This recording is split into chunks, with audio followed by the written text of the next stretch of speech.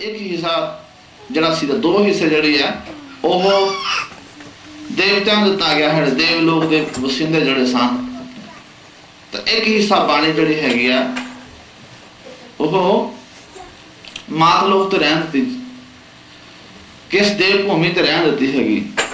बाकी दो हिस्से बाणी जड़ी सी दी वो भगवान वाल्मीकि जी दी, वो जड़ी बाणी सी दी वो देवतां नूं दित्ती गई हैगी।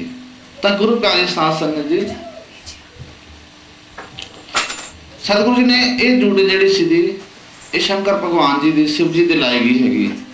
तो उन्होंने बाणी जो वंडी हैगी तो बाणी के विचों दो अक्षर रह गए, 2.5 अक्षर बच गए। दो तो रा और मां और एक उहदे च करना हैगा जिन्होंने असीं मां राम कह देने। योग वशिष्ठ की बाणी ते 2.5 अक्षर शंकर जी को वध दिते गए हैं शिव जी को। वो जड़े अक्षर दोनों उन्होंने भगवान वाल्मीकि महाराज के चरणों में जाके फिर अर्पण किए कि महाराज ये जो राम शब्द बच गया है ये उस बाणी तो बच चुका है, ये शब्द तुसीं साडे कोल वापस ले लो।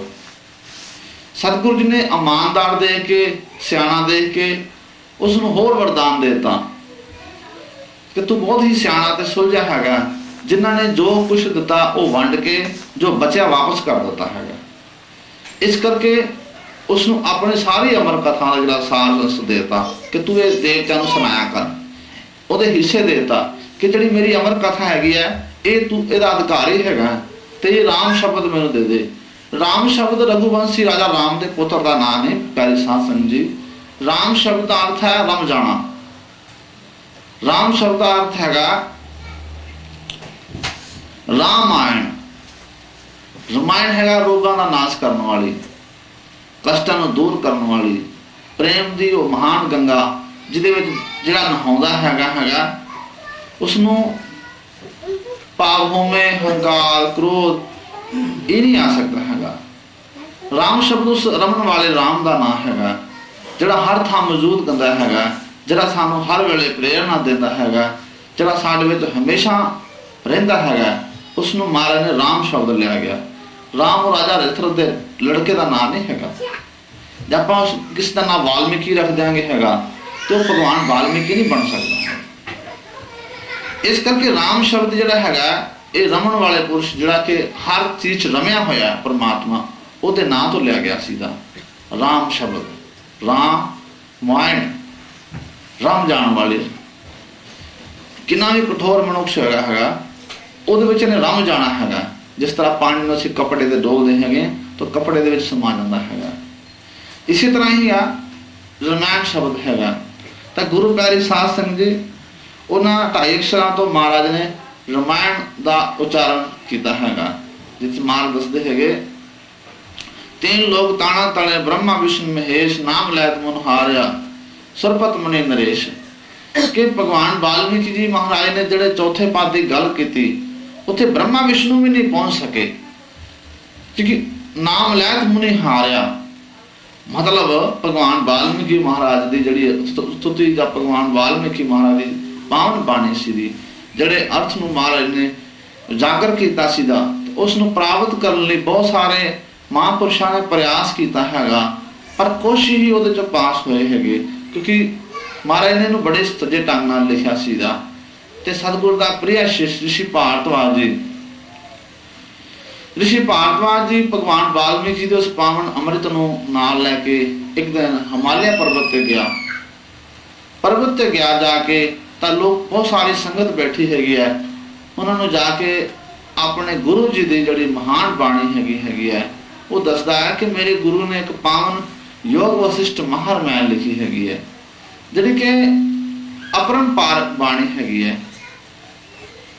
तो उन्होंने महर्षि ब्रह्मा जी नारद जी और बहुत सारे महात्मा बैठे होंगे है। जदों उन्होंने प्रिय शिष्य भगवान वाल्मीकि जी के ऋषि भारद्वाज जी ने वो बाणी प्रगट की सुनाई तो खुश की महापुरुषों ने बेनती की कि महाराज बाणी है कित्थे हैगी है। कहता ये बाणी जिहड़ी हैगी है मेरे गुरु कोले हैगी है और मेरा गुरु है महर्षि वाल्मीकि जी और वो तमसा के किनारे रहिंदे हैगे ਤੁਸੀਂ ਮੇਰੇ ਨਾਲ ਚੱਲ ਕੇ ਅਰਦਾਸ ਕਰੋ ਕਿ ਇਹ ਬਾਣੀ ਜਿਹੜੀ ਹੈਗੀ ਹੈ ਇੱਥੋਂ ਦੇ ਮ੍ਰਿਤੂ ਲੋਕ ਦੇ ਜੀਵਾਂ ਨੂੰ ਮਿਲੇ, ਮਾਤ ਲੋਕ ਦੇ ਸੰਸਾਰੀ ਲੋਕਾਂ ਨੂੰ ਮਿਲੇ ਹੈਗੀ, ਤਾਂ ਕਿ ਇਸ ਸੰਸਾਰ ਦੇ ਲੋਕ ਵੀ ਅਮਰ ਹੋਣੇ ਚਾਹੀਦੇ ਹੈਗੇ। ਕਿ ਇਹ ਜਿਹੜੀ ਬਾਣੀ ਹੈਗੀ ਸਾਰੀ ਦੀ ਸਾਰੀ ਮੇਰੇ ਗੁਰੂ ਨੇ ਦੇਵਤਾ ਨੂੰ ਦੇ ਦੇਣੀ ਹੈਗੀ ਹੈ।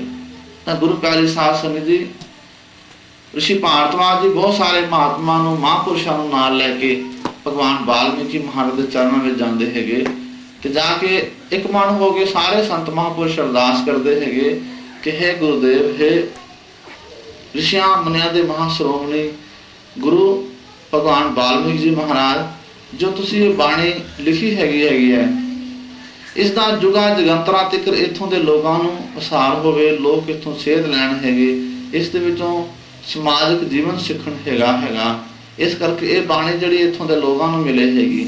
ਇਸ ਕਰਕੇ ਮਹਾਂਪੁਰਸ਼ਾਂ ਦੀ ਬੇਨਤੀ, ਮਹਾਂਪੁਰਸ਼ਾਂ ਦੀ ਅਰਦਾਸ ਸੁਣ ਕੇ ਭਗਵਾਨ ਵਾਲਮੀਕ ਜੀ ਮਹਾਰਾਜ ਨੇ ਆਪਣੇ ਉਸ ਪ੍ਰਿਆ ਸ਼ਿਸ਼ ਦੇ ਰਿਸ਼ੀ ਭਾਰਤਵਾਜ ਜੀ ਦੇ ਤੇ ਆਪਣੇ ਉਸ ਮਹਾਂਪੁਰਸ਼ਾਂ ਦੀ, ਸੰਤਾਂ ਮਹਾਂਪੁਰਸ਼ਾਂ ਦੀ ਜਿਹੜੀ ਕਹੀ ਗੱਲ ਨੂੰ ਅਟਲ ਕੀਤਾ ਤੇ ਬਾਣੀ ਜਿਹੜੀ ਹੈਗੀ ਇੱਥੇ ਰਹਿਣ ਦਿੱਤੀ ਹੈਗੀ। ਇੱਥੇ ਅਮਲ ਕਰਨਾ ਨਾ ਕਰਨਾ ਇਹ ਸਾਡੀ ਆਪਣੀ ਜ਼ਿੰਮੇਵਾਰੀ ਹੈਗੀ ਹੈ। ਜੇ ਕਰਾਂਗੇ ਤਾਂ ਗੁਰੂ ਪਿਆਰੀ ਸਾਧ ਸੰਗਤ ਸਾਡਾ ਇਹ ਉਧਾਰ ਕਰੇਗੀ, ਸਾਨੂੰ ਮੋਕਸ਼ ਦੇਗੀ ਹੈਗੀ। ਸਾਡੇ ਵਿੱਚ ਜਿਹੜੇ ਗੁਣ ਨਹੀਂ ਹੈਗੇ ਉਹ ਭਰੇਗੀ ਹੈਗੀ। ਕਿ ਭਰੂਗੇ ਤਾਂ ਹੀ ਹੈਗਾ ਜਿੱਦਾਂ ਕੋਈ ਅਧਿਆਪਕ ਟੀਚਰ ਕੋਲ ਜਾਂਦਾ ਹੈਗਾ ਤੇ ਸਟੂਡੈਂਟ ਨਹੀਂ ਜੋ ਸਬਕ ਅਧਿਆਪਕ ਦਿੰਦਾ ਹੈਗਾ ਤੇ ਸਟੂਡੈਂਟ ਨਹੀਂ ਗ੍ਰਹਿਣ ਕਰੇਗਾ ਹੈਗਾ ਤੇ ਉਹ ਜਿਹੜਾ ਹੈਗਾ ਜਿਹੜਾ ਗ੍ਰਹਿਣ ਕਰੇਗਾ ਉਹਨੂੰ ਦੂਰ ਹੈਗਾ। ਇਸੇ ਤਰ੍ਹਾਂ ਜੇਕਰ ਭਗਵਾਨ ਵਾਲਮੀਕ ਜੀ ਮਹਾਰਾਜ ਸਾਨੂੰ ਆਪਣੇ ਪਵਾਨ ਸ਼ਲੋਕਾਂ ਵਿੱਚ ਸਾਨੂੰ ਸੰਬੋਧਨ ਕਰਦੇ, ਮੋਨ ਮੇਵ ਸਰਬ ਉਚਿਤਮ ਹੈ, ਕਿਉਂਕਿ ਉਹ ਕਹਿੰਦੇ ਹੈਗੇ ਸਤਸੰਗ ਵਿੱਚ ਆ ਕੇ ਸਤਸੰਗ ਦੇ ਅਰਥ ਨੂੰ ਸਮਝਣਾ, ਬਾਣੀ ਨਾਲ ਪ੍ਰੇਮ ਕਰਨਾ, ਬਾਣੀ ਦੀ ਪ੍ਰੇਰਨਾ ਨੂੰ ਆਪਣੇ ਤਨ ਮਨ 'ਚ ਲੈਣਾ ਹੈਗਾ, ਉਹਦੇ ਨਾਲ ਸਾਡਾ ਜੀਵਨ ਕਲਿਆਣ ਵਧੀਆ ਸੁੰਦਰ ਹੋ ਸਕਦਾ ਹੈਗਾ। ਇਸ ਕਰਕੇ ਗੁਰੂ ਪਿਆਰੀ ਸਾਧ ਸੰਗਤ ਜੀ ਅੱਗੇ ਕਬੀਰ ਸਾਹਿਬ ਕੀ ਲਿਖਦੇ ਹੈਗੇ, ਉਹ ਕਹਿੰਦੇ ਹੈਗੇ ਸਪੁੱਚ ਰੂਪ ਧਾਰ ਸਤਿਗੁਰੂ ਆਇਓ, ਪਾਂਡੋ ਜਗ ਮੇ ਸੰਖ ਵਜਾਇਓ। ਕਿ ਮਹਾਰਾਜ ਨੇ ਆਪਣੇ ਸੂਖਸ਼ਮ ਰੂਪ ਵੀ ਰੱਖਿਆ ਹੈਗਾ, ਕਿਉਂਕਿ ਪਾਂਡਵਾਂ ਦੇ ਜਗ ਵਿੱਚ ਜਿਹੜਾ ਸੰਖ ਵਜਿਆ ਹੈਗਾ ਉਹ ਕਿਸੇ ਵਿਅਕਤੀ ਵਿਸ਼ੇਸ਼ ਨੇ ਨਹੀਂ ਵਜਾਇਆ, ਜਾਂ ਆਪਾਂ ਕਹੀਏ ਹੈਗਾ ਕਿ ਉਹ ਕਿਸੇ ਇਨਸਾਨ ਨੇ ਆ ਕੇ ਵਜਾਇਆ, ਨਹੀਂ। ਉਹ ਮਹਾਰਾਜ ਨੇ ਇੱਕ ਇਹੋ ਜਿਹਾ ਆਪਣਾ ਸੂਖਸ਼ਮ ਰੂਪ ਧਾਰਨ ਕੀਤਾ ਹੈਗਾ ਜਿਹਦੇ ਕਰਕੇ ਸੰਖ ਵਜਿਆ ਜਾ ਕੇ। ਮਾਰੇ ਕਹਿੰਦੇ ਸਪੁੱਚ ਰੂਪ ਧਾਰ ਸਤਿਗੁਰੂ ਆਇਓ, ਪਾਂਡੋ ਜਗ ਮੇ ਸੰਖ ਵਜਾਇਓ, ਜਲ ਡੋਬੇ ਨਾ ਅਗਨ ਜਲਾਇਓ। ਕਿ ਭਾਵ ਮੇਰੇ ਗੁਰੂ ਨੂੰ ਨਾ ਜਲ ਜਲਾ ਸਕਦਾ ਹੈਗਾ, ਨਾ ਅੱਗ ਸਾੜ ਸਕਦੀ ਹੈਗੀ। ਪਾਂਡੋ ਜਗ ਮੇ ਸੰਖ ਵਜਾਇਓ, ਜਲ ਡੋਬੇ ਨਾ ਅਗਨ ਜਲਾਇਓ, ਤਾਂ ਕਿ ਪੂਜਾ ਕਰੋ ਮੇਰੇ ਭਾਓ। ਉਹ ਕਹਿੰਦੇ ਕਬੀਰ ਸਾਹਿਬ ਕਹਿੰਦੇ ਹੈਗੇ ਕਿ ਉਸ ਅਕਾਲ ਸਤਿਗੁਰੂ ਜੀ ਦੀ ਸਾਰੇ ਜਣੇ ਪੂਜਾ ਕਰੋ ਰਲ ਕੇ, ਜਿਹਨੂੰ ਅੱਗ ਨਹੀਂ ਸਾੜਦੀ, ਜਿਹਨੂੰ ਹਵਾ ਜਿਹੜੀ ਉਡਾ ਨਹੀਂ ਸਕਦੀ ਹੈਗੀ, ਜਿਹਨੂੰ ਮਾਰੇ ਕਹਿੰਦੇ ਹੈਗੇ ਉਚਰਾ ਧਾਰ ਸਤਿਗੁਰੂ ਆਇਓ, ਪਾਂਡੋ ਜਗ ਮੇ ਸੰਖ ਵਜਾਇਓ, पांडव जग में शंख बजायो, आग डोबे ना पवन जलायो, ताकि पूजा करो मेरे भाइयों। खड़क बाण जाको ना छादे, जिन्हों कोई तीर तलवार नहीं लग सकती। कहता खड़क बाण जाको ना छादे, ताकि किस्मत पायो भेदे। जिन्हों कोई तीर काट नहीं सकती, तलवार जिन्हों लग नहीं सकती हैगी। खड़क बाण जाको ना छादो, ताकि किस्मत पायो भेद, ताका किस्मत पायो भेदे। आद अंत से जो है न्यारा, कहे कबीर गुरु हमारा। कबीर साहब कहते मेरा गुरु हैगा जिहदा कोई अंत नहीं आउंदा हैगा, जिहदी लीलावां अपरंपार हैगियां। तो फिर मैं अपने गुरु का तुहाडे सामने किस तरह जिक्र करां, किदां दसां कि मेरे गुरु जी हैगे आ कि जिन्हों तीर नहीं लगता, तलवार नहीं लगती। तुसीं हिसाब लाओ कि लोग कुछ छोटे छोटे बच्चे सन, कोई एडे वड्डे महान योधे जां प्रभावशाली नहीं सन। एक बच्चा जिहड़ा हैगा जदों असीं देखण कि सूरवीर दे सामने आउंदा हैगा तो वैसे ही उहदे क्रोध नूं देख के रो पैंदा हैगा। तो उन्हां दे सामने चक्रवर्ती सम्राट भरत लक्ष्मण शत्रुघ्न बहुत सारे सैनिक और हनुमान जैसे महान योधे आए हैगे, परंतु बिल्कुल नहीं घबराए, एक शांत रहे हैगे। वो कहंदे कि तुसीं साडे नाल लड़ाई करो हैगा। ਤੇ ਉਹਨਾਂ ਨੇ ਭਗਵਾਨ ਵਾਲਮੀਕੀ ਦੀ ਕਿਰਪਾ ਨਾਲ ਉਹਦੇ ਕੋਈ ਬਾਣ ਨਹੀਂ ਲੱਗ ਸਕਿਆ। ਤਾਂ ਹੀ ਕਬੀਰ ਸਾਹਿਬ ਕਹਿੰਦੇ ਹੈਗੇ ਖੜਕ ਬਾਣ ਜਾਂ ਕੋ ਨਾ ਸਾਧੇ, ਕਿ ਜਿਹਨਾਂ ਨੂੰ ਤੀਰ ਨਹੀਂ ਲੱਗ ਸਕਦਾ, ਤਲਵਾਰ ਨਹੀਂ ਕੱਢ ਸਕਦੀ, ਤੇ ਮੈਂ ਕਿੱਦਾਂ ਜ਼ਿਕਰ ਕਰਾਵਾਂ ਦਾ। ਖੜਕ ਬਾਣ ਜਾਂ ਕੋ ਨਾ ਸਾਧੇ ਤਾਂ ਕਿਆ ਕਿਸਮਤ ਪਾਓ ਫੇਰਦੇ, ਆਦ ਅੰਤ ਸੇ ਜੋ ਹੈ ਨਾਰਾ ਕਹੇ ਕਬੀਰ ਗੁਰੂ ਹਮਾਰਾ। ਕਿ ਸਾਡਾ ਗੁਰੂ ਹੈਗਾ ਭਗਵਾਨ ਵਾਲਮੀਕ ਜੀ ਮਹਾਰਾਜ। ਇਸ ਤਰ੍ਹਾਂ ਗੁਰੂ ਪਿਆਰੇ ਸਾਧ ਸੰਗਤ ਜੀ, ਭਗਵਾਨ ਵਾਲਮੀਕੀ ਮਹਾਰਾਜ ਦੀ ਪਾਵਨ ਜਿਹੜੀ ਪਵਿੱਤਰ ਬਾਣੀ ਹੈਗੀ ਹੈ, ਭਾਵ ਸਭ ਤੋਂ ਜ਼ਿਆਦਾ ਉਸ ਉੱਪਰ ਹੀ ਧਿਆਨ ਦੇਣਾ ਚਾਹੀਦਾ ਹੈਗਾ, ਕਿਉਂਕਿ ਹਰ ਸ਼ਲੋਕ ਦੇ ਵਿੱਚ ਸਤਿਗੁਰੂ ਜੀ ਨੇ ਕੁਝ ਨਾ ਕੁਝ ਮਾਨਵ ਵਾਸਤੇ ਜ਼ਰੂਰ ਦਿੱਤਾ ਹੈਗਾ। ਭਾਵ ਅੱਗੇ ਇੱਕ ਸੁਖਦੇਵ ਤੋਂ ਲਾ ਕੇ ਇੱਕ ਚੁਨਾਲਾ ਨਾਮ ਦੀ ਤ੍ਰਿਆ ਹੁੰਦੀ ਹੈਗੀ ਹੈ, ਜਿਹੜੀ ਕਿ ਆਪਣੇ ਪਤੀ ਨੂੰ, ਭਾਵ ਉਹਦੇ ਮਨ 'ਚ ਬਰਾਗ ਪੈਦਾ ਹੁੰਦਾ ਹੈਗਾ। ਛੜਦਾ ਪਾਪ ਬਰਾਗ ਦੇ ਨਾਲ ਮਿਲਣ ਹੁੰਦਾ ਹੈਗਾ, ਤੇ ਮਿਲਣ ਦੇ ਨਾਲ ਸਾਨੂੰ ਜਿਹੜਾ ਹੈਗਾ ਸਾਡੇ ਸੰਸੇ ਸੋਗ ਸਭ ਖਤਮ ਹੋ ਜਾਂਦੇ ਹੈਗੇ। ਤਾਂ ਆਪਣੇ ਆਦਮੀ ਨੂੰ ਕਹਿੰਦੇ ਹੈ ਕਿ ਮੈਂ ਉਸ ਪਰਮਾਤਮਾ ਵਾਂਗ ਹੀ ਹੈਗੀ, ਜਿਸ ਤਰ੍ਹਾਂ ਕਿ ਪਰਮਾਤਮਾ ਮੇਰੇ 'ਚ ਹਮੇਸ਼ਾ ਮੌਜੂਦ ਹੈਗਾ। ਪਰਮਾਤਮਾ ਮੇਰੇ ਤੋਂ ਕਦੇ ਦੂਰ ਨਹੀਂ ਜਾਂਦਾ ਹੈਗਾ। ਤਾਂ ਉਸਦਾ ਰਾਜਾ ਸਿਖਰ ਤਾਜ ਕਹਿੰਦਾ ਕਿ ਤੂੰ ਬਹੁਤ ਜ਼ਿਆਦਾ ਮਤਲਬ ਪਾਗਲਾ ਤਰ੍ਹਾਂ ਗੱਲਾਂ ਕਰ ਰਹੀ ਹੈਗੀ ਕਿ ਪਰਮਾਤਮਾ ਮੇਰੇ ਵਿੱਚ ਹੈਗਾ, ਪਰਮਾਤਮਾ ਹੀ ਮੈਨੂੰ ਪ੍ਰੇਰਨਾ ਦਿੰਦਾ ਹੈਗਾ, ਪਰਮਾਤਮਾ ਹੀ ਮੇਰੇ ਕੋਲ ਭੋਜਨ ਖਾਂਦਾ ਹੈਗਾ, ਪਰਮਾਤਮਾ ਹੀ ਜੋ ਵੀ ਸਾਨੂੰ ਪ੍ਰੇਰਨਾ ਦਿੰਦਾ ਉਹ ਪਰਮੇਸ਼ਰ ਹੀ ਦਿੰਦਾ ਹੈਗਾ। ਤਾਂ ਉਸਦਾ ਰਾਜਾ ਹੈਗਾ ਉਸ ਨੂੰ ਬਹੁਤ ਮਾੜਾ ਭਲਾ ਕਹਿੰਦਾ ਹੈਗਾ, ਪਰੰਤੂ ਹਕੀਕਤ ਵਿੱਚ ਜਿਹੜੀ ਚੰਡਾਲਾ ਹੁੰਦੀ ਹੈਗੀ ਆ, ਉਹਨੇ ਸਭ ਕੁਛ ਦੇਖਿਆ ਹੁੰਦਾ ਹੈਗਾ। ਤਾਂ ਉਸ ਆਪਣੇ ਆਦਮੀ ਨੂੰ ਕਹਿਣਾ ਚਾਹੁੰਦੀ ਹੈਗੀ ਹੈ, ਤਾਂ ਗੁਰੂ ਪਿਆਰੇ ਸਾਧ ਸੰਗਤ ਜੀ ਉਹ ਨਹੀਂ ਮੰਨਦਾ ਹੈਗਾ। ਤੇ ਕੁਝ ਸਮਾਂ ਇਹੋ ਜਿਹਾ ਆ ਜਾਂਦਾ ਹੈਗਾ ਕਿ ਜਦੋਂ ਰਾਜੇ ਨੂੰ ਬਰਾਗ ਹੁੰਦਾ ਹੈਗਾ, ਤੂੰ ਆਪਣਾ ਰਾਜ ਭਾਗ ਛੱਡ ਕੇ ਜੰਗਲ ਚਲਾ ਜਾਂਦਾ ਹੈਗਾ। ਰਾਣੀ ਉਸ ਨੂੰ ਕਹਿੰਦੀ ਹੈ ਕਿ ਰਾਜਾ ਨੇ ਇਹ ਰਾਜ ਭਾਗ ਕਰੋ ਹੈਗਾ, ਇਹ ਨਹੀਂ ਹੈਗਾ ਕਿ ਅਸੀਂ ਆਪਣਾ ਘਰ-ਬਾਰ ਛੱਡ ਦਈਏ ਹੈਗਾ, ਆਪਣੇ ਬੱਚਿਆਂ ਨੂੰ ਛੱਡ ਦਈਏ, ਆਪਣੇ ਪਰਜਾ ਨੂੰ ਛੱਡ ਦਈਏ ਹੈਗਾ। ਨਹੀਂ, ਜੋ ਕੁਝ ਸਾਨੂੰ ਹਾਸਲ ਹੋਣਾ ਹੈਗਾ ਉਹ ਰਾਜ ਭਾਗ ਕਰਦਿਆਂ ਹੀ ਹੋਣਾ ਹੈਗਾ। ਕਿਉਂਕਿ ਮਾਰੇ ਕਹਿੰਦੇ ਹੈਗੇ ਜਿਹੜਾ ਮਨ ਹੈਗਾ ਨਾ ਸੁਖ ਵਿੱਚ ਗ੍ਰਸਦੇ ਨਾ ਸੁਖ ਛੱਡ ਗਿਆ, ਸੁਖ ਹੈ ਵਿੱਚ ਵਿਚਾਰ ਕੇ ਸੰਤਾਂ ਕੇ ਸੰਗ ਰਿਆ। ਕਿ ਸੁਖ ਜਿਹੜਾ ਹੈਗਾ ਉਹ ਵਿਚਾਰ 'ਚ ਹੀ ਹੈਗਾ। ਜੇ ਸਾਨੂੰ ਵਿਚਾਰ ਨਹੀਂ ਉਪਜਦੀ ਹੈਗੀ ਤੇ ਬਹੁਤ ਸਾਰੇ ਸਾਡੇ ਕੋਲ ਸੁੱਖ ਹੋਣ ਤਾਂ ਵੀ ਕੁਛ ਨਹੀਂ ਹੈਗਾ। ਜੀਵ ਨੂੰ ਸੁੱਖ ਉਦੋਂ ਮਿਲਦਾ ਹੈਗਾ ਜਦੋਂ ਵਿਚਾਰ ਕਰਦਾ ਹੈਗਾ, ਜਦੋਂ ਅੱਛੇ ਔਰ ਬੁਰੇ ਦੀ ਸਾਰੰਸ਼ ਨੂੰ ਜਾਣਦਾ ਹੈਗਾ। ਇਸ ਕਰਕੇ ਰਾਜਗੱਦੀ ਤੇ ਜਾਂ ਮਾਰੇ ਕਹਿੰਦੇ ਬਹੁਤ ਸਾਰੇ ਸੁੱਖ ਇਕੱਠੇ ਕਰ ਲੈਣ, ਸੁੱਖ ਨਹੀਂ ਮਿਲਦਾ। ਸੁੱਖ ਤਾਂ ਵਿਚਾਰ ਨਾਲ ਹੀ ਮਿਲਣਾ ਹੈਗਾ। ਭਾਵ ਤੁਸੀਂ ਦੇਖੋ ਕਿਸੇ ਜਾ ਕੇ ਕਿਸੇ ਰਾਜੇ ਨੂੰ ਪੁੱਛੋ ਜਾ ਕੇ, ਸੁਖੀ ਜ਼ਰੂਰ ਹੋਏਗਾ ਪਰੰਤੂ ਕਿਸੇ ਨਾ ਕਿਸੇ ਰੋਗ ਗ੍ਰਸਤ ਹੋਏਗਾ, ਕਿਸੇ ਨਾ ਕਿਸੇ ਜ਼ਰੂਰ ਦੁਖੀ ਹੋਏਗਾ। ਉਹ ਕਿਸੇ ਗਰੀਬ ਨੂੰ ਜਾ ਕੇ ਪੁੱਛੋ ਹੈਗਾ, ਰੋਗ ਚੱਲ ਨਾ ਵੀ ਹੋਏਗਾ ਤਾਂ ਪਰੰਤੂ ਉਹ ਆਪਣੀ ਰੋਟੀ ਤੋਂ ਦੁਖੀ ਹੋਏਗਾ। ਇਸ ਕਰਕੇ ਦੁੱਖ ਜਿਹੜਾ ਹੈਗਾ ਉਹ ਇੱਕ ਰਾਜੇ ਨੂੰ ਵੀ ਹੈਗਾ ਤਾਂ ਇੱਕ ਗਰੀਬ ਨੂੰ ਵੀ ਹੈਗਾ। ਇਹ ਦੋਨਾਂ ਦਾ ਜਿਹੜਾ ਮਹਾਰਾਜ ਕਹਿੰਦੇ ਜ਼ਿਕਰ ਕੀਤਾ ਹੈਗਾ ਕਿ ਜਿੰਨਾ ਜ਼ਿਕਰ ਜਦੋਂ ਗਰੀਬ ਵਿਚਾਰ ਕਰਦਾ ਹੈਗਾ ਤੇ ਵਿਚਾਰ ਦੁਆਰਾ ਉਹਨੂੰ ਸੁੱਖ ਮਿਲਦਾ ਹੈਗਾ। ਜਿੱਦਾਂ ਮਹਾਰਾਜ ਕਹਿੰਦੇ ਭਗਵਾਨ ਵਾਲਮੀਕ ਜੀ ਮਹਾਰਾਜ ਸੰਤੋਸ਼ ਸਰਵ ਉਤਮ, ਕਿਹੜਾ ਸੰਤੋਸ਼ ਹੈਗਾ ਜੋ ਸਾਨੂੰ ਪ੍ਰਾਪਤ ਹੋਇਆ, ਕਿਉਂਕਿ ਪਰਮੇਸ਼ਰ ਨੇ ਸਾਨੂੰ ਭੋਜਨ ਤਾਂ ਦੇਣਾ ਹੀ ਦੇਣਾ ਹੈਗਾ। ਜੋ ਸਾਡੀ ਕਿਸਮਤ 'ਚ ਲਿਖਿਆ ਹੈਗਾ ਉਹ ਸਾਨੂੰ ਮਿਲਣਾ ਹੀ ਮਿਲਣਾ ਹੈਗਾ। ਭਾਵ ਅਸੀਂ ਜੰਗਲ ਚਲੀਏ ਜਾਂ ਅਸੀਂ ਸ਼ਹਿਰ ਚਲੀਏ ਹੈਗਾ, ਜਿਹੜੇ ਕਿ ਮਹਾਂਪੁਰਸ਼ ਜਿਹੜੇ ਹੈਗੇ ਜੰਗਲ 'ਚ ਰਹਿੰਦੇ ਹੈਗੇ, ਉਹਨਾਂ ਵਾਸਤੇ ਵੀ ਕੁਦਰਤ ਕਿਸੇ ਨਾ ਕਿਸੇ ਬਹਾਨੇ ਕਿਸੇ ਨਾ ਕਿਸੇ ਵਸੀਲੇ ਉਹਨਾਂ ਨੂੰ ਭੋਜਨ ਪਹੁੰਚਾਉਂਦੀ ਹੈਗੀ ਹੈ। ਇਸ ਕਰਕੇ ਉਹਨਾਂ ਦੇ ਸੰਤੋਸ਼ ਨੂੰ, ਉਹਨਾਂ ਦੀ ਕੀਤੀ ਹੋਈ ਕਮਾਈ ਨੂੰ ਪਰਮੇਸ਼ਰ ਨੇ ਉਹਨੂੰ ਅੰਨ ਦੇਣਾ ਹੀ ਦੇਣਾ ਹੈਗਾ। ਇਸ ਤਰ੍ਹਾਂ ਹੈਗਾ ਜੇਕਰ ਵਿਚਾਰ ਕਰੇਗਾ ਹੈਗਾ ਤੇ ਵਿਚਾਰ ਨਾਲ ਗੁਰੂ ਪਿਆਰੇ ਸਾਧ ਸੰਗਤ ਜੀ ਉਹਨੂੰ ਉਹ ਸੁੱਖ ਮਿਲਣਗੇ ਜਿਹੜੇ ਉਹਨੂੰ ਰਾਜ 'ਚ ਵੀ ਨਹੀਂ ਮਿਲ ਸਕੇ ਹੈਗੇ। ਇਸ ਕਰਕੇ ਭਗਵਾਨ ਵਾਲਮੀਕੀ ਮਹਾਰਾਜ ਦੇ ਪਾਵਨ ਯੋਗ ਵਸਿਸ਼ਟ ਤੇ ਜਿੰਨਾ ਅਸੀਂ ਅਮਲ ਕਰਾਂਗੇ ਬਰਾਗਿਆ ਪ੍ਰਕਰਨ ਤੇ, ਕਿਉਂਕਿ ਬਰਾਗ ਪ੍ਰਕਰਨ ਦੇ ਵਿੱਚ ਜਿਹੜਾ ਭਗਵਾਨ ਵਾਲਮੀਕੀ ਮਹਾਰਾਜ ਨੇ ਅਨਮੋਲ ਅਦਭੁਤ ਲਿਖਣ ਕੀਤਾ ਹੈਗਾ, ਜਿਹਦੇ ਵਿੱਚ ਉਹਨਾਂ ਨੇ ਗਿਆਨ ਤੇ ਕਰਮ ਕਿਹਾ ਹੈਗਾ। ਕਿਉਂਕਿ ਜੇ ਅਸੀਂ ਇੱਕ ਨੂੰ ਕੱਢ ਦੇਣੇ ਹੈਗੇ ਆ, ਇੱਕ ਚੀਜ਼ ਨੂੰ ਛੱਡ ਦੇਣੇ ਹੈਗੇ, ਜਿੱਦਾਂ ਭਾਵ ਅਸੀਂ ਗਿਆਨ ਨੂੰ ਛੱਡ ਦੇਣੇ ਹੈਗੇ, ਸਾਡਾ ਕਰਮ ਜਿਹੜਾ ਹੈਗਾ ਉਹ ਤੁਛ ਹੈਗਾ, ਕਿਸੇ ਕੰਮ ਦਾ ਨਹੀਂ ਹੈਗਾ। कि जब तक सानू ज्ञान ही नहीं हैगा तो कर्म किदां उपजेगा, जे ज्ञान हैगा फिर कर्म किदां उपजेगा। भाव भगवान वाल्मीकि जी महाराज ने कहा कि ये दोनों चीज़ां चाहिए हैगियां। सब तो पहले ज्ञान, जो साढ़े च ज्ञान होएगा, साढ़े च ज्ञान पैदा होएगा तो ज्ञान के नाल साडा कर्म बनेगा, कर्म के नाल ही साढ़े फिर विचार उत्पन्न होएंगे, विचार के नाल ही असीं अपनी मंजिल ते पहुंच जाएंगे जिथे पहुंचना हैगा।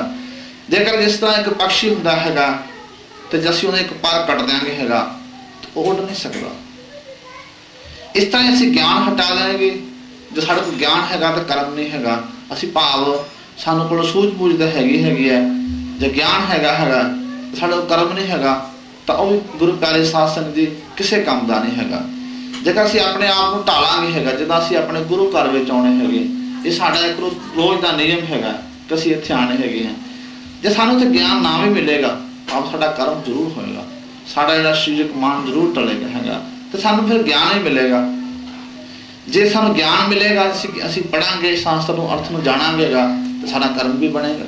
इस करके भाव दोनों नाल ही साडी मुक्ति हो सकदी, दोनों नाल ही साडा कर्म बन सकदा हैगा, एक नाल कुछ नहीं हो सकदा हैगा। इस करके ज्ञान और कर्म दोने ही सानू भगवान वाल्मीकि महाराज के चरणों च मिलने हैगे, भगवान वाल्मीकि महाराज के आशीर्वाद च मिलने हैगे। तो उन्हां दी तो वो जिहड़े चंडाला सी अपने आदमी नूं दसना चाहुंदे सी कि जिहड़ा ज्ञान और कर्म हैगा ये तुसीं अपने राज च बह के कर सकदे हो, राज विच रह के कर सकदे, पर उहदा जिहड़ा आदमी सी वो नहीं मनदा। बहुत सारे चंडाला ने उन्होंने समझाया, दस्या कि तू इत्थे राज विच रह हैगा, राज रह के तुसीं जो कुछ करना चाहते कर सकते हैगे हो, अपने राज भाग का भी ध्यान दिओ हैगा ते अपनी भाव भगती भाव वाल भी ध्यान दिओ। तो छड्ड के चला जाता हैगा, बहुत सारे जंगल में चला जाता हैगा जिथे कोई नहीं हुंदा हैगा, उत्थे कुटिया बनांदा हैगा ते कुटिया विच रहन लग जाता हैगा। ते जिहड़ी चंडाला हुंदी है ये सोचती हैगी है जेकर मैं अपने आदमी नूं जाके वापस मोड़ांगी वो मैनूं गालां कढेगा, बहुत कुछ बुरा भला कहेगा हैगा। इस करके वो चंडाला जिहड़ी अपने मन च विचार करदी कि मैं एक साधु बन जावां। उसने भाव साधुओं वाला भेस बनाया हैगा ते उस रास्ते ते गुजरी जिस रास्ते ते वो बैठा तपस्या कर रहा सीगा। तो गुरु प्यारे साध संगत जी अपना नाम उन्होंने कुंभ रख लिया। जब शिखर भज ने देखा तो उन्होंने बड़ा मन में प्रसन्नता हुई क्योंकि महात्मा जंगल च जा रहा है। शिखर भज उठा तो उन्होंने जाके नमस्कार की, कहते महाराज तुसीं किधरों आए हैगे हो ते किधर जा रहे हैगे हो? कहते कि असीं मैं ब्रह्मा जी का लड़का हैगा ते मैं राजा शिखर ताज नूं मिलने इत्थे आया हैगा। वो कहते शिखर ताज तो महाराज मैं ही हैगा, बस कहता तेरी ही भाल वे सी मैं। राजा ਉਹਦਾ बड़ा सत्कार करता हैगा, जो सत्कार करता हैगा तो वो जिहड़ी ਉਹਦੀ राणी हुंदी हैगी ਉਹਨੇ एक महापुरुष का रूप साधु रूप धारण करके अपने राजे ਨੂੰ उपदेश करती हैगी है। तो गुरु प्यारी साध संगत जी काफ़ी समा उत्थे गुजर जाता हैगा तो उस तो बाद राणी अपने ਉਹਨੂੰ ਜਿਹੜਾ महात्मा हुंदा वो कहंदा सी मैनू मैं अपने गुरु कोले जाना हैगा, मेरे को इन्ना लम्मा समा नहीं, मैं कल नूं फिर इत्थे आवांगा। वो रोज़ उत्थे आया करदी हैगी है। वो महात्मा हुंदा जिहड़ी कि चंडाला राणी हुंदी हैगी वो रोज़ साधु का भेस बना के जाया करती हैगी है, पर 2-4 घंटे राजे को ठहरना और फिर चले जाना। एक दिन राजे नूं पुछदी हैगी आ, वो महात्मा राजे नूं पुछदा हैगा कि महाराज तुसीं त्याग काहदा कीता हैगा? कहते जी मैं राज भाग का त्याग किया हैगा। तो वह महापुरुष दसते है राज भाग पहला भी सीधा, तुहाडे होण तो पहला भी राज भाग सीधा, हुण भी हैगा ते गांह भी रहना हैगा। वो कहना त्याग होया? त्याग वह हुंदा जिहड़ा ना होवे चीज़। वो कहता महाराज मैं अपने राणी बच्चों का त्याग किया, उनका पहला भी सी, बच्चे भी पहला सी, राज भाग भी पहला सी, परजा भी पहला सी, ये कोई त्याग नहीं हैगा। कहना महाराज मैं अपने घर बार का त्याग किया है, जिहदा मैं रहना मकान का त्याग किया है, वो भी नहीं हैगा, वो तो पहला भी सीधा, ये कोई त्याग नहीं हैगा। फिर कहते काहदा करना चाहिए? वो कहता मैं अपनी कुटिया का भी त्याग किया है, जिस कुटिया च रहिंदा सी जंगल च, ये भी कुटिया मेरी नहीं हैगी। कहता कुटिया तो एक अखां दी हैगी, एक अखां दी फिर बन सकती। वो कहता जी मेरे लागे सोटी पई हैगी है, मेरे वस्त्र पे इन्हां त्याग किया। कदे भी कोई त्याग नहीं हैगा।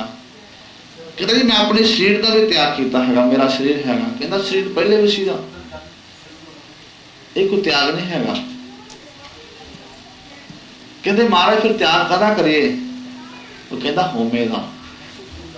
जरा साढ़े ते हंकार हैगा, जो बोले सो निर्भय भगवान की जय। ਜਦੋਂ ਅਸੀਂ ਗੁਰੂ ਘਰ ਵਿੱਚ ਵੀ ਆ ਕੇ ਹੋਮੇ ਰੱਖਦੇ, ਹੰਕਾਰ ਰੱਖਦੇ ਤੇ ਸਾਡਾ ਤੇ ਕੋਈ ਅਰਥ ਨਹੀਂ ਆਉਂਦਾ ਹੈਗਾ। ਇੱਕ ਸਾਨੂੰ ਨਿਰਮਤਾ ਨਾਲ ਆਉਣਾ ਚਾਹੀਦਾ, ਬਰਤਨ ਸਾਫ਼ ਕਰਨੇ ਚਾਹੀਦੇ, ਜੋੜੇ ਸਾਫ਼ ਕਰਨੇ ਚਾਹੀਦੇ। ਇਹ ਤੋਂ ਕੁਝ ਲੈਣ ਆਏ ਹੈਗੇ, ਆਪਾਂ ਦੇਣ ਨਹੀਂ ਆਏ ਇੱਥੇ। ਇੱਥੇ ਸਾਨੂੰ ਸੰਗਤ ਦੀ ਸੇਵਾ ਕਰਨੀ ਚਾਹੀਦੀ ਹੈ। ਮਹਾਰਾਜ ਕਹਿੰਦੇ ਸਾਨੂੰ ਸੁੰਦਰ ਸਰੂਪ, ਨਿਰੋਗ ਜੀਵਨ ਕਿੱਥੋਂ ਮਿਲਣਾ ਹੈਗਾ? ਉਹ ਗੁਰੂ ਘਰ 'ਚ ਮਿਲਣਾ ਹੈ। ਮਾਤਾ ਸੀਤਾ ਸੰਗਤ ਦੇ ਜੋੜੇ ਸਾਫ਼ ਕਰਿਆ ਕਰਦੀ ਸੀ, ਰੋਟੀਆਂ ਪਕਾਇਆ ਕਰਦੀ ਸੀ, ਬਰਤਨ ਧੋਇਆ ਕਰਦੀ ਸੀ। ਜਿੰਨੇ ਉੱਥੇ ਮਹਾਂਪੁਰਸ਼ ਹੁੰਦੇ ਸੀ ਤੇ ਪੂਰਨ ਸੇਵਾ ਕਰਿਆ ਕਰਦੀ ਸੀ। ਉਹਦੇ ਬੱਚੇ ਦੁਨੀਆ ਦੇ ਸਰਬਸ਼੍ਰੇਸ਼ਟ ਰਾਜੇ ਹੋਏ। ਉਹਨਾਂ ਨੇ ਉਹ ਸਿੱਖਿਆ ਪ੍ਰਾਪਤ ਕੀਤੀ ਹੈਗੀ ਜਿਨ੍ਹਾਂ ਦੇ ਸਾਹਮਣੇ ਸਮੇਂ ਦੇ ਮਹਾਂਪੁਰਸ਼, ਸਮੇਂ ਦੇ ਰਾਜੇ ਮਹਾਰਾਜੇ ਵੀ ਝੁਕ ਗਏ। ਉਹਨਾਂ ਜੈਸਾ ਲਵ ਕੁਸ਼ ਜੈਸਾ ਦੁਨੀਆ ਦੇ ਵਿੱਚ ਕੋਈ ਸੂਰਬੀਰ ਨਹੀਂ ਹੋਇਆ। ਕਿਉਂ ਨਹੀਂ ਹੋਇਆ? ਕਿਉਂਕਿ ਮਾਤਾ ਸੀਤਾ ਦੀ ਸੇਵਾ ਬਹੁਤ ਸੀ। ਭਾਵ ਮਾਰੇ ਕਹਿੰਦੇ ਸਤਵੰਤੀ ਸੂਰਾ ਜਣੇ, ਜਿਹੜੀ ਸਤਵਤੀ ਮਾਤਾ ਹੈਗੀ ਆ, ਸਿਮਰਨ ਕਰਨ ਵਾਲੀ, ਨਾਮ ਜਪਣ ਵਾਲੀ ਹੈ, ਉਹ ਮਹਾਂਪੁਰਸ਼ ਨੂੰ ਕਿਸੇ ਰਾਜੇ ਨੂੰ ਜਨਮ ਦਿੰਦੀ ਹੈਗੀ ਹੈ। ਮਾਰੇ ਕਹਿੰਦੇ ਸਤਵੰਤੀ ਸੂਰਾ ਜਣੇ ਲక్ష్ਮੀ ਜਣੇ ਦਤਾਰ। ਜੀ ਲక్ష్ਮੀ ਮਾਤਾ ਹੈਗੀ ਉਹ ਦਾਨੀ ਪੁਰਸ਼ ਨੂੰ ਜਨਮ ਦਿੰਦੀ। ਵੱਡ ਭਾਗਣ ਸਾਧੂ ਜਣੇ, ਕੋਈ ਮਹਾਂਪੁਰਸ਼ ਜਾਂ ਸੂਰਮਾ ਜਾਂ ਕੋਈ ਭਗਤ ਵੱਡ ਭਾਗਣ ਮਾਤਾ ਜਨਮ ਦਿੰਦੀ ਹੈ। ਵੱਡ ਭਾਗਣ ਸਾਧੂ ਜਣੇ ਔਰ ਫੂਵਰ ਜਣੇ ਸੰਸਾਰ। ਫੂਵਰ ਉਹ ਲੋਕ ਹੁੰਦੇ ਹੈਗੇ ਜਿਨ੍ਹਾਂ ਦੀ ਕੋਈ ਪੁੱਛ ਗਿੱਛ ਨਹੀਂ ਹੈਗੀ, ਜਿਨ੍ਹਾਂ ਨੂੰ ਕੋਈ ਜਾਣਦਾ ਨਹੀਂ ਹੈਗਾ, ਜਿਨ੍ਹਾਂ ਦਾ ਕੋਈ ਸਮਾਜ 'ਚ ਨਾਂ ਨਿਸ਼ਾਨ ਨਹੀਂ ਹੁੰਦਾ। ਉਹ ਲੋਕ ਫੂਵਰ ਹੁੰਦੇ ਹੈਗੇ, ਕਿਸੇ ਵੀ ਕੰਮ ਦੇ ਨਹੀਂ ਹੁੰਦੇ। ਇਸ ਕਰਕੇ ਮਹਾਰਾਜ ਕਹਿੰਦੇ ਹੈਗੇ ਭਾਵ ਸਿਮਰਨ ਤੋਂ ਹੀ ਸਭ ਕੁਝ ਸੁਣਾਉਂਦਾ ਹੈਗਾ। ਸਿਮਰਨ ਤੋਂ ਹੀ ਸਾਨੂੰ ਸ਼ਕਤੀ ਮਿਲਣੀ ਹੈਗੀ ਹੈ। ਤੇ ਉਹ ਸਿਮਰਨ ਅਸੀਂ ਸਿਮਰਨ ਨਹੀਂ ਕਰ ਸਕਦੇ, ਸੇਵਾ ਹੀ ਕਰ ਲਈ ਆ ਕੇ ਗੁਰੂ ਘਰ 'ਚ ਆ ਕੇ। ਕਿਉਂਕਿ ਮਹਾਰਾਜ ਨੇ ਸਾਨੂੰ ਹੱਥ ਸੇਵਾ ਵਾਲੇ ਦਿੱਤੇ ਹੈਗੇ ਆ। ਭਾਵ ਸਾਨੂੰ ਸੰਗਤ ਦੇ ਆ ਕੇ ਬਰਤਨ ਸਾਫ਼ ਕਰਨੇ, ਸਫਾਈ ਕਰਨੀ ਹੈਗੀ, ਜੋ ਵੀ ਸੇਵਾ ਮਿਲੇ ਹੈਗੇ ਤੇ ਸਾਨੂੰ ਗੁਰੂ ਘਰ 'ਚ ਆ ਕੇ ਸੇਵਾ ਕਰਨੀ ਚਾਹੀਦੀ ਹੈਗੀ। ਤੇ ਸੇਵਾ ਨਾਲ ਹੀ ਸਾਡਾ ਜੀਵਨ ਸਫਲ ਹੋਣਾ ਹੈਗਾ। ਸਾਨੂੰ ਭਾਵ ਆਪਣੇ ਗੁਰੂ ਧਾਮ ਲਈ ਜੋ ਵੀ ਬੰਦੀ ਸਾਡੀ ਸੇਵਾ ਕਰਨੀ ਚਾਹੀਦੀ ਹੈਗੀ, ਜਿਹਨਾਂ ਸਾਡਾ ਇਹ ਮਾਨਵ ਜਿਹੜਾ ਸਾਡਾ ਮਾਨਵ ਜੀਵਨ ਹੈਗਾ ਉਹ ਸਫਲ ਹੋ ਸਕੇ ਹੈਗਾ। ਇਸ ਕਰਕੇ ਗੁਰੂ ਪਿਆਰੇ ਸਾਧ ਸੰਗਤ ਜੀ, ਮਾਤਾ ਸੀਤਾ ਨੇ ਭਗਵਾਨ ਵਾਲਮੀਕੀ ਮਹਾਰਾਜ ਦੇ ਬਹੁਤ ਅਦਭੁਤ ਸੇਵਾ ਕੀਤੀ ਹੈਗੀ। ਤੇ ਉਹਦੇ ਨਾਲ ਤੁਸੀਂ ਚੰਡਾਲਾਂ ਦਾ ਮੈਂ ਤੁਹਾਨੂੰ ਪਹਿਲਾਂ ਵੀ ਜ਼ਿਕਰ ਕੀਤਾ ਸੀਗਾ। ਫਿਰ ਚੰਡਾਲਾਂ ਨੇ ਜਦੋਂ ਆਪਣੇ ਆਦਮੀ ਨੂੰ ਜਗਾਇਆ ਤਾਂ ਉਹਦਾ ਜਿਹੜਾ ਆਦਮੀ ਸੀਗਾ ਉਹ ਜਾਗਿਆ ਜਦੋਂ, ਤੇ ਜਾਗਣ ਦੇ ਨਾਲ ਉਹਨੇ ਕਈ ਸਾਲ ਤਪੱਸਿਆ ਕੀਤੀ ਹੈਗੀ। ਤੇ ਚੰਡਾਲਾਂ ਨੇ ਉਹਨੂੰ ਭਾਵ ਆਪਣੇ ਰਾਜ ਨੂੰ ਵੀ ਚਲਾਇਆ ਤੇ ਉਸ ਆਪਣੇ ਆਦਮੀ ਨੂੰ ਸਿਖਰ ਧੱਜ ਨੂੰ ਪੂਰਨ ਗਿਆਨ ਕਰਾਇਆ, ਜਿਸ ਨੂੰ ਅਸੀਂ ਪੂਰਨ ਗਿਆਨ ਕਹਿ ਸਕਦੇ ਹੈਗੇ। ਇਹ ਨਹੀਂ ਹੈਗਾ ਸਾਧੂ ਬਣ ਕੇ ਸਿਮਰਨ ਕਰ ਸਕਦੇ ਹਾਂ, ਸਾਧੂ ਬਣ ਕੇ ਅਸੀਂ ਨਾਮ ਜਪ ਸਕਦੇ ਹਾਂ ਜਾਂ ਭਗਵੇਂ ਕੱਪੜੇ ਪਾ ਕੇ ਅਸੀਂ ਸਿਮਰਨ ਨਹੀਂ। ਅਸੀਂ ਗ੍ਰਸਥ ਵਿੱਚ ਰਹਿ ਕੇ ਵੀ ਸਿਮਰਨ ਕਰ ਸਕਦੇ ਹੈਗੇ, ਭਾਵ ਮਹਾਰਾਜ ਦੇ ਨਾਲ ਜੁੜ ਸਕਦੇ ਹੈਗੇ। ਇਸ ਲਈ ਮਹਾਰਾਜ ਕਹਿੰਦੇ ਕਿਆ ਹੁਆ ਜਬ ਜਟਾ ਰਖਾਇਆ, ਕਿਆ ਹੁਆ ਮਹਾਰਾਜ ਕਹਿੰਦੇ ਭਗਵਾਂ ਸਾਫਾ ਕਿਲਾ ਪਿਆ ਵਸਤਰ ਪਹਿਨੇ ਨੀਲਾ, ਕਿਆ ਤੁਮ ਪੈ ਉਦਾਸੀ ਕਟੀ ਨਾ ਜਮ ਕੀ ਫਾਂਸੀ, ਕਿਆ ਤੁਮ ਪੈ दूधाधारी मन मनसा क्यों नहीं मारी। मारे कहते जो मर्जी हासिल लो, जब तक कोई सिमरन नहीं करते है, जब तक सिमरन ने किया जाति का क्या पकड़ लिया, कहता हूँ देता हूँ हेला, अपने गुरु की करनी गुरु जाएगा, चेले की करनी चेला। क्योंकि चेले ने अपनी करनी ते जाना हैगा ते गुरु ने अपनी करनी जाना हैगा। ਜਿਹੜਾ ਗੁਰੂ ਹੈਗਾ ਉਹਨੇ ਆਪਣੇ ਸਿਮਰਨਾ ਕਰਨਾ ਹੈਗਾ ਤੇ ਚੇਲੇ ਨੇ ਆਪਣੇ ਕਰਨਾ ਕਰਨਾ ਹੈਗਾ। ਇਹ ਆਪਣੇ ਆਪਣੇ ਦੋਨਾਂ ਦੀ ਡੈਫੀਨੇਸ਼ਨ ਹੈਗੀ ਹੈ। ਜਿਹੋ ਜਿਹਾ ਸਿਮਰਨ ਕਰੇਗਾ ਉਹ ਜਿਹਾ ਭਾਵ ਗਿਆਨ ਮਿਲੇਗਾ, ਉਹ ਜਿਹਾ ਉਹਦੇ ਵਿੱਚ ਜਿਗਿਆਸਾ ਪੈਦਾ ਹੋਏਗੀ। ਇਸ ਕਰਕੇ ਸਿਮਰਨ ਨਾਲ ਹੀ ਸਭ ਕੁਝ ਮਿਲਣਾ ਹੈਗਾ, ਭਾਵ ਸਿਮਰਨ ਤੋਂ ਬਿਨਾਂ ਕੁਝ ਨਹੀਂ ਮਿਲਣਾ ਹੈਗਾ। ਇਸ ਕਰਕੇ ਗੁਰੂ ਪਿਆਰੇ ਸਾਧ ਸੰਗਤ ਜੀ ਭਾਵ ਸਿਮਰਨ ਜ਼ਰੂਰ ਕਰਿਆ ਕਰੋ। ਸਿਮਰਨ ਨਾਲ ਹੀ ਸ਼ਕਤੀ ਮਿਲਦੀ ਹੈ, ਸਿਮਰਨ ਨਾਲ ਹੀ ਭਗਤੀ ਮਿਲਦੀ ਹੈਗੀ ਆ, ਸਿਮਰਨ ਨਾਲ ਹੀ ਬਹੁਤ ਕੁਝ ਮਿਲਦਾ ਹੈਗਾ ਤੇ ਸਿਮਰਨ ਤੋਂ ਬਿਨਾਂ ਬੰਦਾ ਕੁਝ ਨਹੀਂ ਹਾਸਲ ਕਰ ਸਕਦਾ ਹੈਗਾ। ਇਸ ਕਰਕੇ ਇੰਨੀ ਕਥਾ ਸੁਣੋ। ਦੂਜਾ ਜਿਹੜਾ ਬੀਬੀ ਚਾਲਣ ਚੰਡਾਲਾ ਨੇ ਤੁਹਾਨੂੰ ਭਗਵਾਨ ਵਾਲਮੀਕ ਜੀ ਮਹਾਰਾਜ ਦਾ ਜਿਹੜਾ ਉਹਨਾਂ ਨੇ ਆਪਣੇ ਆਦਮੀ ਨੂੰ ਜਗਾਇਆ ਹੈਗਾ, ਇਹ ਕੱਲ ਨੂੰ ਹੋਏਗਾ ਹੈਗਾ 8 ਵਜੇ। ਹੁਣ 1-2 ਭਜਨ ਮਹਾਰਾਜ ਦੇ ਸੁਣਾਏ ਜਾਣਗੇ ਸੰਗਤ ਨੂੰ ਹੈਗਾ, ਜਿਹਦੇ ਕਰਕੇ ਜਿਹੜਾ ਚੰਡਾਲਾ ਦਾ ਇਤਿਹਾਸ ਕੱਲ ਨੂੰ ਫਿਰ ਸ਼ੁਰੂ ਕੀਤਾ ਜਾਏਗਾ ਹੈਗਾ। ਸਾਰੀ ਸੰਗਤ ਨੂੰ ਦਰਸਾਇਆ ਗਿਆ ਹੈਗਾ, ਕਿਉਂਕਿ ਚੰਡਾਲਾਂ ਨੇ ਬਹੁਤ ਕੁਝ ਆਪਣੇ ਜੀਵਨ ਕਾਲ ਵਿੱਚ ਕੀਤਾ ਹੈਗਾ ਤੇ ਭਗਵਾਨ ਵਾਲਮੀਕ ਜੀ ਦਾ ਕੁਝ ਤੁਸੀਂ ਹੁਣ ਪਾਠ ਸੁਣਿਆ ਹੈਗਾ। ਜੋ ਬੋਲੇ ਸੋ ਨਿਰਭੈ ਭਗਵਾਨ ਵਾਲਮੀਕ ਮਹਾਰਾਜ ਕੀ। ਕਮਾਇਆ ਨਾ ਕੀ ਫਾਇਦਾ ਸਤਸੰਗ ਦਾ, ਡਿੱਗਿਆ ਜੇ ਉਠਾਇਆ ਨਾ। ਭਗਤੀ ਨਾਨਕ ਚਿਰ ਹੈ, ਭਗਤੀ ਨਾਨਕ ਚਿਰ ਹੈ, ਨਾ ਹੀ ਕੋਈ ਬਾੜਾ ਹੈ। ਛੱਡ ਕੇ ਸਭ ਭਰਮਾਂ ਨੂੰ ਬਸ ਗੁਰੂ ਰਜਾਣਾ ਹੈ। ਇੱਕ ਬੂਟਾ ਛਾਂ ਵਾਲਾ, ਇੱਕ ਬੂਟਾ ਛਾਂ ਵਾਲਾ, ਜੇ ਹੱਥੀ ਲਾਇਆ ਨਾ। ਨਹੀਂ ਫਾਇਦਾ ਭਗਤੀ ਦਾ, ਜੇ ਕਰਮ ਕਮਾਇਆ ਨਾ। ਕੀ ਫਾਇਦਾ ਸਤਸੰਗ ਦਾ, ਡਿੱਗਿਆ ਜੇ ਉਠਾਇਆ ਨਾ। ਭਗਤੀ ਤਾਂ ਦੱਸਦੀ ਹੈ, ਭਗਤੀ ਤਾਂ ਦੱਸਦੀ ਹੈ, ਸਭ ਦਾ ਸਤਿਕਾਰ ਕਰੋ। ਦੁਖੀਆਂ ਮਜਲੂਮਾਂ ਤੇ ਤੁਸੀਂ ਪਰਉਪਕਾਰ ਕਰੋ। ਭਗਤੀ ਤਾਂ ਦੱਸਦੀ ਹੈ, ਸਭ ਦਾ ਸਤਿਕਾਰ ਕਰੋ। ਦੁਖੀਆਂ ਮਜਲੂਮਾਂ ਤੇ ਤੁਸੀਂ ਪਰਉਪਕਾਰ ਕਰੋ। ਗੱਲਾਂ ਦੇ ਨਾਲ ਕਿਸੇ, ਗੱਲਾਂ ਦੇ ਨਾਲ ਕਿਸੇ ਮਾਲਕ ਨੂੰ ਰਜਾਇਆ ਨਾ। ਨਹੀਂ ਫਾਇਦਾ ਭਗਤੀ ਦਾ, ਜੇ ਕਰਮ ਕਮਾਇਆ ਨਾ। ਕੀ ਫਾਇਦਾ ਸਤਸੰਗ ਦਾ, ਡਿੱਗਿਆ ਜੇ ਉਠਾਇਆ ਨਾ। ਸਤਸੰਗ ਨਿਤ ਕਰਦੇ ਹਾਂ, ਸਤਸੰਗ ਨਿਤ ਕਰਦੇ ਹਾਂ, ਸੋਚੋ ਕੀ ਕਮਾਇਆ ਹੈ। ਜੇ ਕਰਨੀ ਫਰਕ ਪਿਆ, ਕਾਟਾ ਫਿਰ ਪਾਇਆ ਹੈ। ਪੂਰੇ ਦੇ ਲੜ ਲੱਗ ਕੇ, ਸਤਿਗੁਰ ਦੇ ਲੜ ਲੱਗ ਕੇ, ਜੀਵਨ ਜੇ ਬਣਾਇਆ ਨਾ। ਕੀ ਫਾਇਦਾ ਭਗਤੀ ਦਾ, ਜੇ ਕਰਮ ਕਮਾਇਆ ਨਾ। ਨਹੀਂ ਫਾਇਦਾ ਸਤਸੰਗ ਦਾ, ਡਿੱਗਿਆ ਜੇ ਉਠਾਇਆ ਨਾ। ਨਿੰਦਿਆ ਤੋਂ ਦੂਰ ਰਹੋ, ਚੁਗਲੀ ਤੋਂ ਦੂਰ ਰਹੋ। ਇਹ ਬੁਰੀ ਬਿਮਾਰੀ ਹੈ, ਜੋ ਵਸ ਵਿੱਚ ਨਿੰਦਿਆ ਦੇ ਰੂਪ ਕਰਮਾ ਮਾਰੀ ਹੈ। ਇਸ ਕੋਲੋਂ ਹੁਣ ਤੱਕ ਵੀ, ਇਸ ਕੋਲੋਂ ਹੁਣ ਤੱਕ ਵੀ, ਖੇੜਾ ਜੇ ਛਡਾਇਆ ਨਾ। ਨਹੀਂ ਫਾਇਦਾ ਭਗਤੀ ਦਾ, ਜੇ ਕਰਮ ਕਮਾਇਆ ਨਾ। ਕੀ ਫਾਇਦਾ ਸਤਸੰਗ ਦਾ, ਕੀ ਫਾਇਦਾ ਸਤਸੰਗ ਦਾ, ਡਿੱਗਿਆ ਜੇ ਉਠਾਇਆ ਨਾ। ਭਗਤੀ ਵਿੱਚ ਸ਼ਰਤ ਨਹੀਂ, ਭਗਤੀ ਵਿੱਚ ਸ਼ਰਤ ਨਹੀਂ, ਵਿਸ਼ਵਾਸ ਜ਼ਰੂਰੀ ਹੈ। ਗੱਲ ਦਿਲ ਦੀ ਕਹਿ ਕੇ ਵੀ ਅਰਦਾਸ ਜ਼ਰੂਰੀ ਹੈ। ਸ਼ੁਕਰਾਨੇ ਵਿੱਚ ਲਹਿਰੀ, ਸ਼ੁਕਰਾਨੇ ਵਿੱਚ ਲਹਿਰੀ, ਪਲ ਪਲ ਜੇ ਬਤਾਇਆ ਨਾ। ਨਹੀਂ ਫਾਇਦਾ ਭਗਤੀ ਦਾ, ਜੇ ਕਰਮ ਕਮਾਇਆ ਨਾ।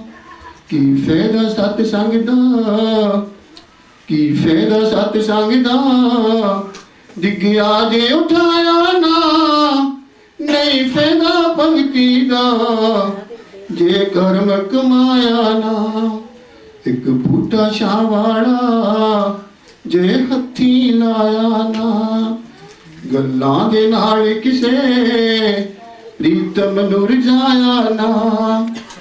ਪੂਰੇ ਦੇ ਲੜ ਲੱਗ ਕੇ ਜੀਵਨ ਜੇ ਬਣਾਇਆ ਨਾ। ਨਿੰਦਿਆ ਤੋਂ ਹੁਣ ਤੱਕ ਵੀ ਖੇੜਾ ਜੇ ਛਡਾਇਆ ਨਾ। ਸ਼ੁਕਰਾਨੇ ਵਿੱਚ ਲਹਿਰੀ, ਪਲ ਪਲ ਜੇ ਬਤਾਇਆ ਨਾ। ਪਲ ਪਲ ਜੇ ਬਤਾਇਆ ਨਾ।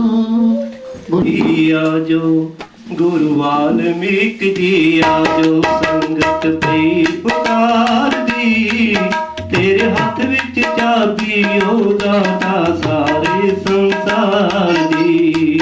ਗੁਰੂ ਵਾਲਮੀਕ ਜੀ ਆਜੋ, ਗੁਰੂ ਵਾਲਮੀਕ ਜੀ ਆਜੋ, ਸੰਗਤ ਪਈ ਪੁਕਾਰ ਦੀ। ਤੇਰੇ ਹੱਥ ਵਿੱਚ ਚਾਬੀ ਉਹ ਦਾਤਾ ਸਾਰੇ ਸੰਸਾਰ ਦੀ। ਗੁਰੂ ਵਾਲਮੀਕ ਜੀ ਆਜੋ। ਰਾਮਾਇਣ ਦੀ ਰਚਨਾ ਕਈ ਯੁੱਗ ਤੋਂ ਕੀਤੀ ਸੀ, ਕਈ ਯੁੱਗ ਤੋਂ ਕੀਤੀ ਸੀ। ਰਾਮਾਇਣ ਦੀ ਰਚਨਾ ਕਈ ਯੁੱਗ ਤੋਂ ਕੀਤੀ ਸੀ, ਕਈ ਯੁੱਗ ਤੋਂ ਕੀਤੀ ਸੀ। ਫਿਰ ਤ੍ਰੇਤਾ ਦੇ ਵਿੱਚ ਜਾ ਕੇ ਉਹ ਘਟਨਾ ਬੀਤੀ ਸੀ, ਉਹ ਘਟਨਾ ਬੀਤੀ ਸੀ। ਫਿਰ ਤ੍ਰੇਤਾ ਦੇ ਵਿੱਚ ਜਾ ਕੇ ਉਹ ਘਟਨਾ ਬੀਤੀ ਸੀ, ਉਹ ਘਟਨਾ ਬੀਤੀ ਸੀ। ਤੈਨੂੰ ਚਾਰੇ ਯੁੱਗ ਦੀ ਦਾਤਾ, ਤੈਨੂੰ ਚਾਰੇ ਯੁੱਗ ਦੀ ਦਾਤਾ, ਤੈਨੂੰ ਹੀ ਸਾਰ ਸੀ। ਤੇਰੇ ਹੱਥ ਵਿੱਚ ਚਾਬੀ ਉਹ ਦਾਤਾ ਸਾਰੇ ਸੰਸਾਰ ਦੀ। ਗੁਰੂ ਵਾਲਮੀਕ ਜੀ ਆਜੋ, ਗੁਰੂ ਵਾਲਮੀਕ ਜੀ ਆਜੋ, ਸੰਗਤ ਪਈ ਪੁਕਾਰ ਦੀ। ਤੇਰੇ ਹੱਥ ਵਿੱਚ ਚਾਬੀ ਉਹ ਦਾਤਾ ਸਾਰੇ ਸੰਸਾਰ ਦੀ। ਗੁਰੂ ਵਾਲਮੀਕ ਜੀ ਆਜੋ। ਜਨਕ ਦੁਲਾਰੀ ਸੀਤਾ ਪੁੱਤਰੀ ਬਣਾਈ ਸੀ, ਪੁੱਤਰੀ ਬਣਾਈ ਸੀ। ਜਨਕ ਦੁਲਾਰੀ ਸੀਤਾ ਪੁੱਤਰੀ ਬਣਾਈ ਸੀ, ਪੁੱਤਰੀ ਬਣਾਈ ਸੀ। ਫਿਰ ਲਵ ਕੁਸ਼ ਨੂੰ ਤੂੰ ਦਾਤਾ ਐਸੀ ਵਿਦਿਆ ਸਿਖਾਈ ਸੀ, ਐਸੀ ਵਿਦਿਆ ਸਿਖਾਈ ਸੀ। ਫਿਰ ਲਵ ਕੁਸ਼ ਨੂੰ ਦਾਤਾ ਐਸੀ ਵਿਦਿਆ ਸਿਖਾਈ ਸੀ, ਐਸੀ ਵਿਦਿਆ ਸਿਖਾਈ ਸੀ। ਤੂੰ ਆਕੜ ਬੰਨੀ ਦਾਤਾ, ਤੂੰ ਆਕੜ ਬੰਨੀ ਦਾਤਾ, ਰਾਮਚੰਦਰ ਸਰਕਾਰ ਦੀ। ਤੇਰੇ ਹੱਥ ਵਿੱਚ ਚਾਬੀ ਉਹ ਦਾਤਾ ਸਾਰੇ ਸੰਸਾਰ ਦੀ। ਗੁਰੂ ਵਾਲਮੀਕ ਜੀ ਆਜੋ, ਗੁਰੂ ਵਾਲਮੀਕ ਜੀ ਆਜੋ, ਸੰਗਤ ਪਈ ਪੁਕਾਰ ਦੀ। ਤੇਰੇ ਹੱਥ ਵਿੱਚ ਚਾਬੀ ਉਹ ਦਾਤਾ ਸਾਰੇ ਸੰਸਾਰ ਦੀ। ਗੁਰੂ ਵਾਲਮੀਕ ਜੀ ਆਜੋ। ਰਾਮਚੰਦਰ ਦੀ ਸੈਨਾ ਜਦੋਂ ਮੁਰਸ਼ਦ ਹੋਈ ਸੀ, ਜਦੋਂ ਮੁਰਸ਼ਦ ਹੋਈ ਸੀ। ਰਾਮਚੰਦਰ ਦੀ ਸੈਨਾ ਜਦ ਮੁਰਸ਼ਦ ਹੋਈ ਸੀ, ਜਦ ਮੁਰਸ਼ਦ ਹੋਈ ਸੀ। ਤੇਰੇ ਕਦਮਾਂ ਦੇ ਵਿੱਚ ਆ ਕੇ ਸੀਤਾ ਮਾਂ ਰੋਈ ਸੀ, ਸੀਤਾ ਮਾਂ ਰੋਈ ਸੀ। ਤੇਰੇ ਕਦਮਾਂ ਦੇ ਵਿੱਚ ਆ ਕੇ ਸੀਤਾ ਮਾਂ ਰੋਈ ਸੀ, ਸੀਤਾ ਮਾਂ ਰੋਈ ਸੀ। ਤੂੰ ਅਰਜ਼ ਸੁਣੀ ਸੀ ਦਾਤਾ, ਤੂੰ ਅਰਜ਼ ਸੁਣੀ ਸੀ ਦਾਤਾ, ਸੀਤਾ ਦੇ ਪਿਆਰ ਦੀ। ਤੇਰੇ ਹੱਥ ਵਿੱਚ ਚਾਬੀ ਉਹ ਦਾਤਾ ਸਾਰੇ ਸੰਸਾਰ ਦੀ। ਗੁਰੂ ਵਾਲਮੀਕ ਜੀ ਆਜੋ, ਗੁਰੂ ਵਾਲਮੀਕ ਜੀ ਆਜੋ, ਸੰਗਤ ਪਈ ਪੁਕਾਰ ਦੀ। ਤੇਰੇ ਹੱਥ ਵਿੱਚ ਚਾਬੀ ਉਹ ਦਾਤਾ ਸਾਰੇ ਸੰਸਾਰ ਦੀ। ਗੁਰੂ ਵਾਲਮੀਕ ਜੀ ਆਜੋ, ਗੁਰੂ ਵਾਲਮੀਕ ਜੀ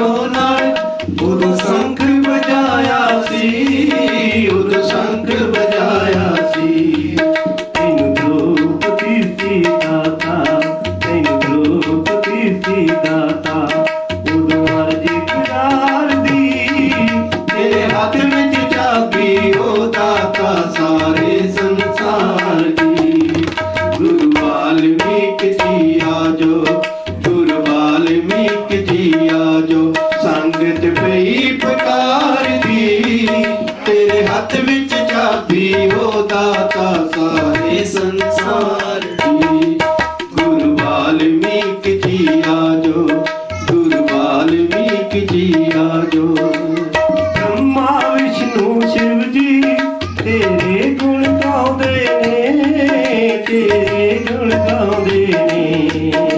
ਬ੍ਰਹਮਾ ਵਿਸ਼ਨੂੰ ਸ਼ਿਵ ਜੀ ਤੇਰੇ ਗੁਣ ਗਾਉਂਦੇ ਨੇ, ਤੇਰੇ ਗੁਣ ਗਾਉਂਦੇ ਨੇ।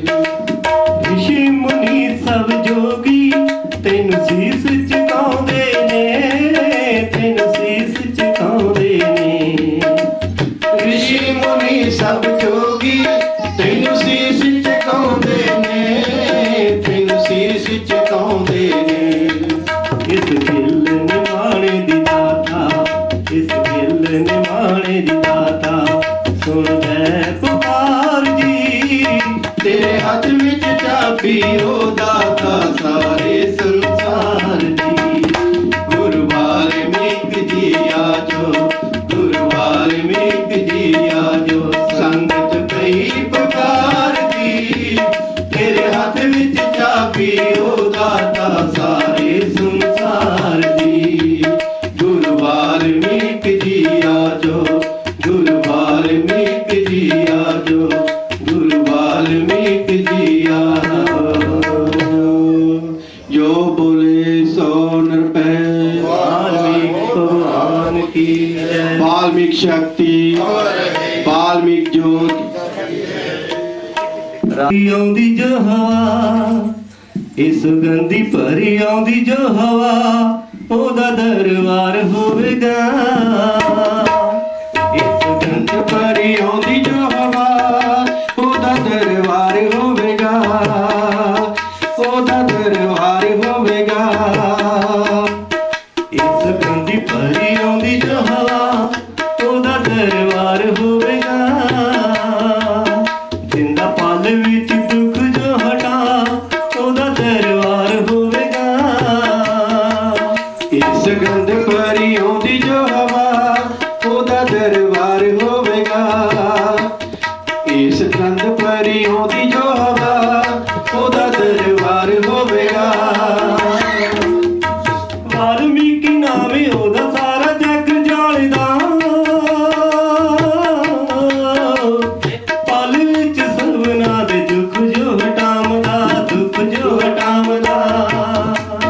ਜਿੰਦਾ ਕੋੜੀਆਂ ਦੇ ਕੋੜਿਓ ਹਟਾ, ਜਿੰਦਾ ਕੋੜੀਆਂ ਦੇ ਕੋੜਿਓ ਹਟਾ, ਉਹਦਾ ਦਰਬਾਰ ਹੋਵੇਗਾ। ਇਸ ਗੰਧ ਭਰੀ ਆਉਂਦੀ ਜੋ ਹਵਾ, ਉਹਦਾ ਦਰਬਾਰ ਹੋਵੇਗਾ। ਇਸ ਗੰਧ ਭਰੀ ਆਉਂਦੀ ਜੋ ਹਵਾ, ਉਹਦਾ ਦਰਬਾਰ ਹੋਵੇਗਾ। ਇੱਕ ਤੇਰੇ ਮੈਨੇ ਉਹਨੇ ਕੀਤਾ ਉਪਕਾਰ ਸੀ, ਲੱਖਾਂ ਪਾਪੀਆਂ ਨੂੰ ਦਿੱਤਾ ਪਲ ਵਿੱਚ ਤਾਰ ਸੀ, ਪਲ ਵਿੱਚ ਤਾਰ ਸੀ, ਪਲ ਵਿੱਚ ਤਾਰ ਸੀ। ਇੱਕ ਤੇਰੇ ਮੈਨੇ ਉਹਨੇ ਕੀਤਾ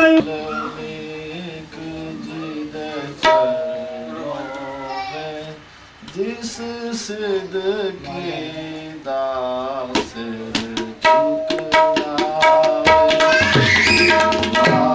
ਵਾਲਮੀਕ ਜੀ ਤੇ ਚਰਨੋਂ ਮੇ ਜਿਸ ਸਿਧ ਕੀ ਦਾਸ